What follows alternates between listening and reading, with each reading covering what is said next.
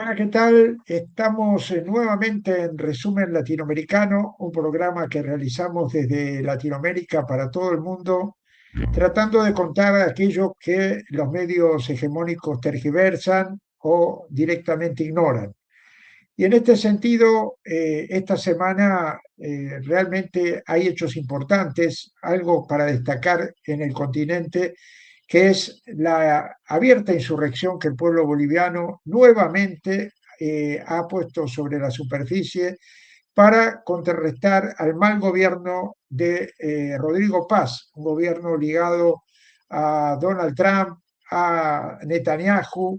Lo primero que hizo Rodrigo Paz al llegar al gobierno es precisamente restablecer las relaciones que durante el gobierno de Evo Morales se habían circunscrito solamente a temas administrativos y que había una respuesta muy dura con respecto a nivel ideológico a lo que significaba la posición norteamericana en Bolivia. Hoy vamos a hablar sobre esta nueva situación que se da en Bolivia con Guillermo Mamani. Él es director del periódico Renacer, un periódico de larga data en la Argentina, que contiene las expectativas, las necesidades, las denuncias y también la vida cotidiana de la diáspora boliviana en la Argentina, que no es poca, es numerosa, y por eso nos interesa también la visión de Mamani sobre esto que está ocurriendo ahora en Bolivia. ¿Qué tal, Guillermo? ¿Cómo te va? ¿Qué tal? Buen día, Carlos. Sí, lo que están ocurriendo en este momento es un momento, la punta del iceberg de determinado conflicto histórico que se viene dando recurrentemente en Bolivia, porque, bueno, más allá de la cuestión coyuntural, de que hay una resistencia del pueblo, más que todo del movimiento sindical y de los pueblos originarios de Bolivia, no quiero hacer esta distinción porque de alguna manera es lo que se está empezando a notar, que gente de la ciudad, justamente ayer marcharon gente de la ciudad. Yo, como vos comentaste, yo soy periodista, hace 27 años dirijo periódico de la comunidad boliviana, pero desde una línea quechua aymara, si se quiere, ¿no? Que por ahí eso hace que nosotros le demos cierta visibilidad o tengamos una lectura distinta por ahí a los grupos de izquierda de Bolivia que tienen su propia perspectiva, su propia mirada de la situación. A nosotros nos parece que es fundamental tener en cuenta la cuestión racial que se ve en todo esto. Hay un racismo estructural, no solamente en Bolivia, en todo el continente, donde el rol que tenemos nosotros es de obedecer los designios de aquellos que heredaron de la colonia el poder, que justamente fueron los hijos de los españoles. Vos justo hablabas de que, bueno, yo soy hijo de boliviano, soy parte de la diáspora, y bueno, esa visión también la tenemos, es diferente por ahí un boliviano que vive en Bolivia de un boliviano que emigró, ¿no? Hay otras cuestiones que se juegan. Muchos bolivianos que por ahí están en una determinada clase social, al migrar acá, eh, eh, digamos, esa exclusividad que tienen en su país, no la tienen y son gente del llano. También hay otro tipo de conciencia.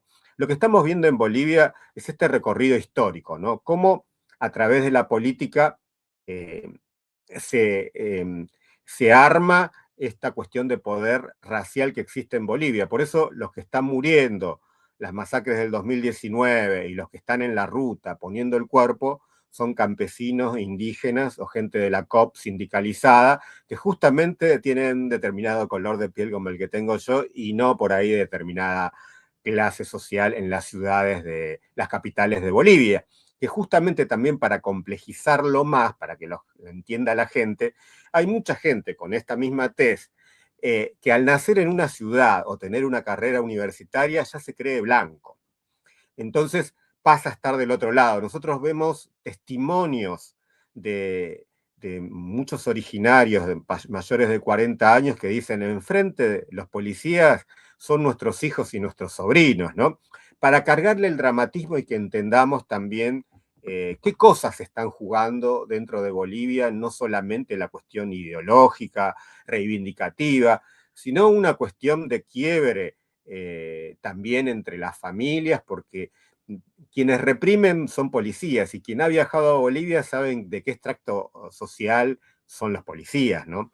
Y en el caso de los militares sabemos que la cúpula es blanca y se va decolorando, ¿no? Por eso, por ahí quisiera aportar esta visión, si se quiere, racial de la cuestión, porque bueno, a mí me tocó nacer en este país con sus propias características, acá en Argentina, y que también cuando voy a Bolivia hay cosas que a mí me llaman la atención, y cuando estoy acá también hay otras cosas que me llaman la atención, como vos decís, ¿no? La reacción de las organizaciones, la memoria histórica, si se quiere, ¿no?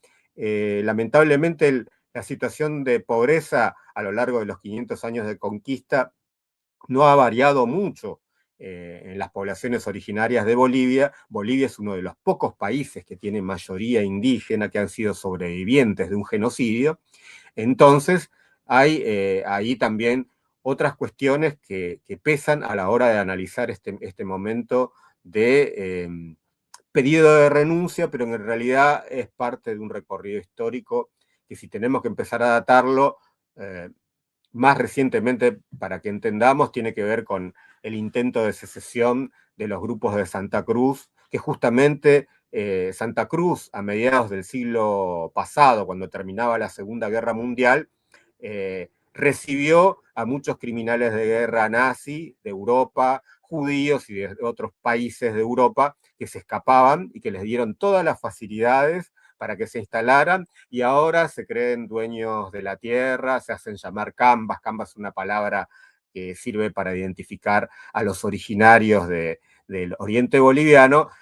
Te roban el nombre y encima te quieren exigir y se creen dueños del país, que es un poco la tensión que estamos viendo hoy, ¿no? Como ellos volvieron al poder con Yanine Áñez, le salió mal, y volvieron con Rodrigo Paz al poder y se creían, o desde el primer momento, quisieron hacer pata ancha, acá mandamos nosotros, y bueno, hay un contrapeso, hay una resistencia, y eso estamos viviendo en las calles, y es un ejemplo para toda Sudamérica, de cómo se puede uno con las herramientas que tiene poder enfrentarse al poder. No sabemos cómo va a terminar, porque bueno, como vimos lo que pasó con Chávez en Venezuela, hay otro tipo de herramientas tecnológicos de guerra que ellos tienen mucho más perfeccionado que antes. Habrá que ver qué tanto el pueblo puede adaptarse a estas nuevas condiciones que se están dando, que tienen que ver con la guerra comunicacional. Esto que estás haciendo vos, Carlos, es fundamental para conocer otras voces. Te agradezco el espacio. Y bueno, y también para que nos demos cuenta en Argentina y en otros países que es parte de un movimiento mundial, ¿no? De control social y de cambio que estamos padeciendo, que tiene que ver con cuestiones internacionales como la que está pasando en Palestina, que a nosotros desde acá, nosotros lo vemos que es la misma receta que se aplicó en América 500 años después en Palestina. Por eso también nosotros siempre publicamos en el periódico Renacer los movimientos que hay. Hace poquito creamos un streaming que se llama Cosmopolitan, que también tocamos temas relacionados, que nos da la posibilidad no solamente de hablar de temas de pueblos originarios y de Bolivia, sino que también otros temas que a nosotros nos afectan, ¿no? Por eso en Bolivia hay que estar atento porque hay una reacción de quechuas, aymaras y también guaraníes que se manifestaron hace 2 semanas en una marcha y que el gobierno de Paz, envalentonado por digamos, por el apoyo y por el respaldo del gobierno norteamericano a través de la DEA, a través del Departamento de Estado, ya hay, digamos, indicios de que no va a haber una tal renuncia de Paz sin que corra sangre indígena, ¿no? Y hay todas estas temáticas que has tocado son realmente súper interesantes porque además nosotros venimos trabajando esta idea de que no es casualidad que ocurre en Bolivia, como tampoco es casualidad que ocurre en Ecuador cuando se levanta la CONAIE y el pueblo indígena ecuatoriano. eh, las cosas se plantean de una manera totalmente diferente. Nosotros siempre observamos que los levantamientos indígenas, sobre todo, no se dan de un día para el otro, se dan con un proceso, primero con un proceso histórico previo, pero después también a futuro con una escalada. ¿no? Un día salen unos, otro día se levantan otros, otro día, y se va generando un clima de perdurabilidad del levantamiento que realmente desgasta a quienes lo enfrentan, en este caso al gobierno de turno. En este marco quería preguntarte sobre los liderazgos. Generalmente cuando se habla de Bolivia insurreccional o de Bolivia rebelde, se dice Evo Morales, ¿verdad? Por todo lo que significó Evo antes de llegar al gobierno, en el gobierno y posteriormente. Ahora están surgiendo otros liderazgos. Ahora hay otra gente que no es tan conocida, Argollo, por ejemplo, de la COP, pues digo, no tan conocida fuera de Bolivia. En Bolivia seguramente que sí. ¿Cómo estás viendo ese trasvasamiento que hay? Porque ahora no está solo Evo con la Marcha por la Vida, hay muchas marchas y hay, como vos decís, también esta presencia fuerte de la colectividad indígena de cada una de las colectividades, los quechuas, los aymaras, poniendo también el cuerpo y poniendo también el contenido político a este levantamiento. ¿Cómo lo estás viendo a eso? Sí, mira, casi siempre uno no deja de tener una mirada por ahí, por nuestro medio, por estar asentado en Argentina y tratar sobre Bolivia, una mirada más regional. Yo siempre digo en chiste en Argentina, bueno, nosotros somos muy provincianos porque vemos las cosas desde Buenos Aires y nada más. Y en La Paz digo, bueno, ustedes se quedan en las fronteras.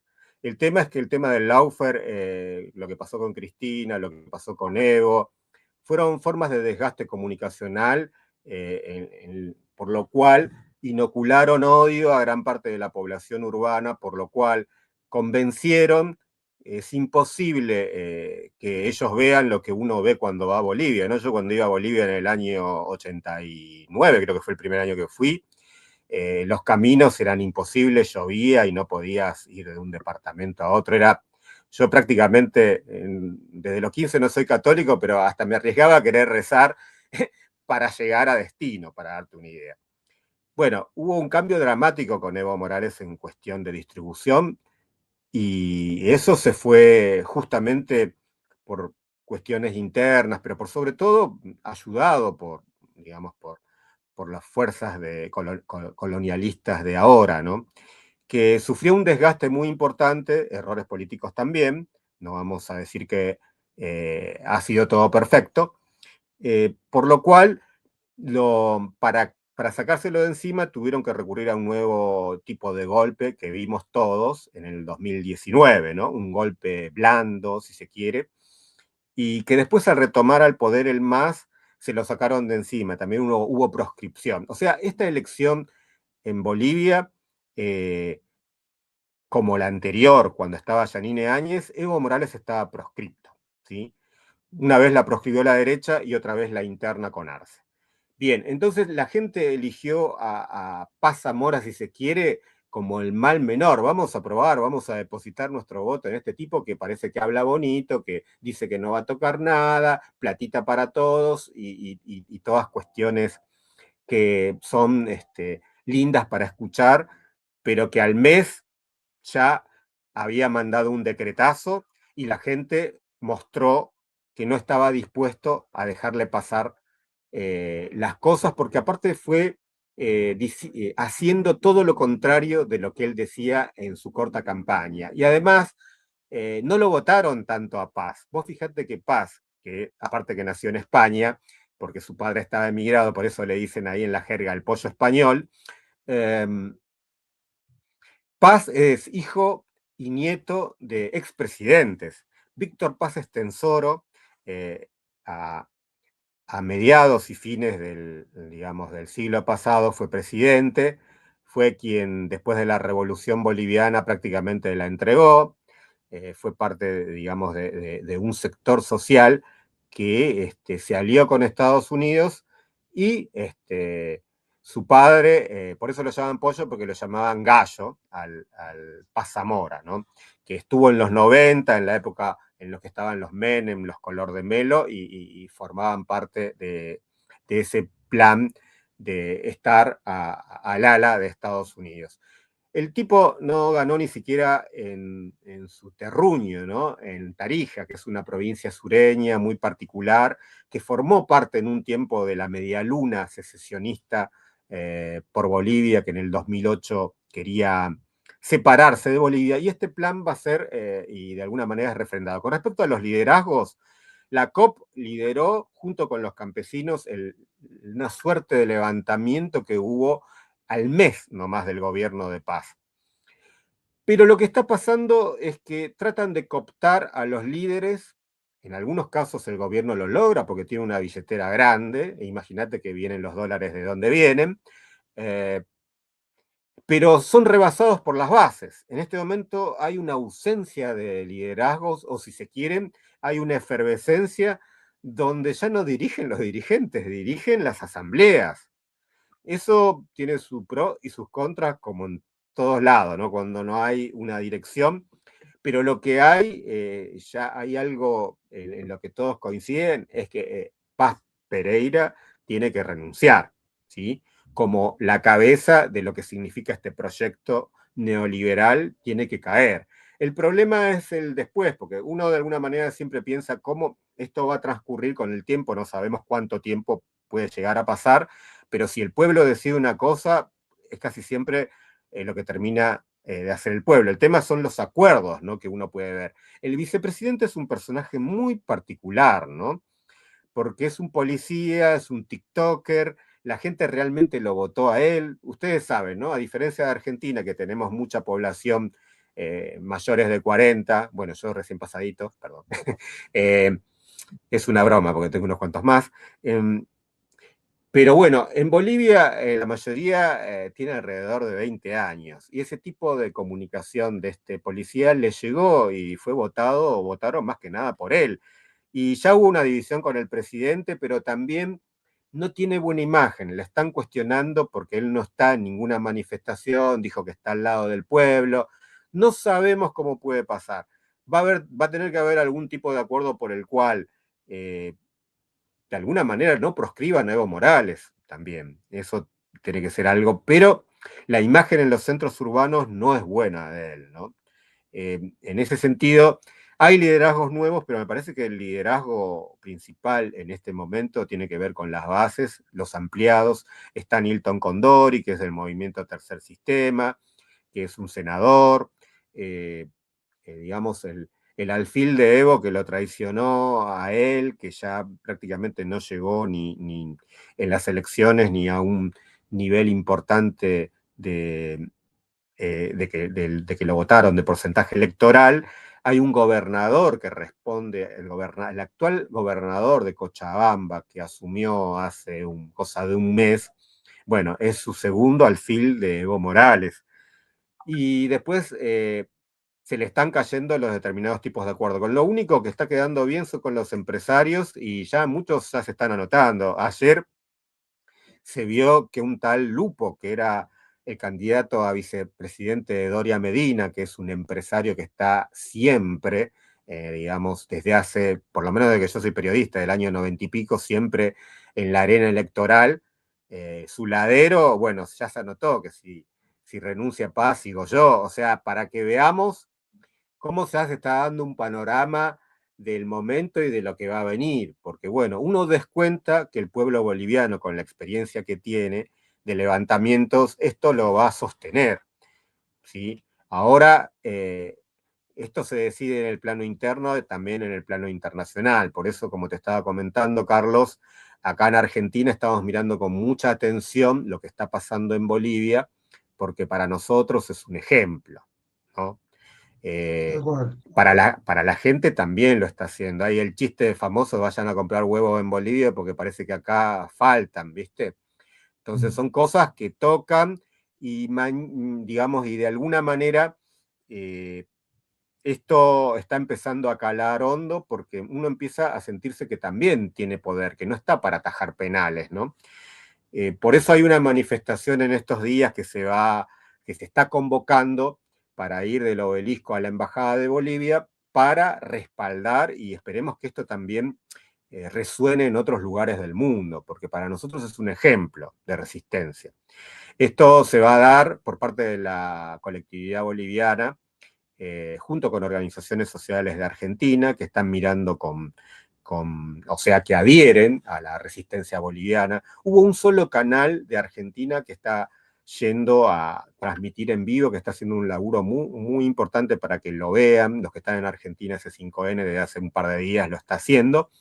Y hay un cerco mediático impresionante en Bolivia, eh, por lo cual esto de las muertes mucha gente no se entera, nosotros del periódico Renacer y ustedes de Resumen lo estamos publicando. Por eso es importante bueno, que estemos informados también por otros medios más allá de los grandes medios de comunicación que nos tienen, digamos, en una cápsula.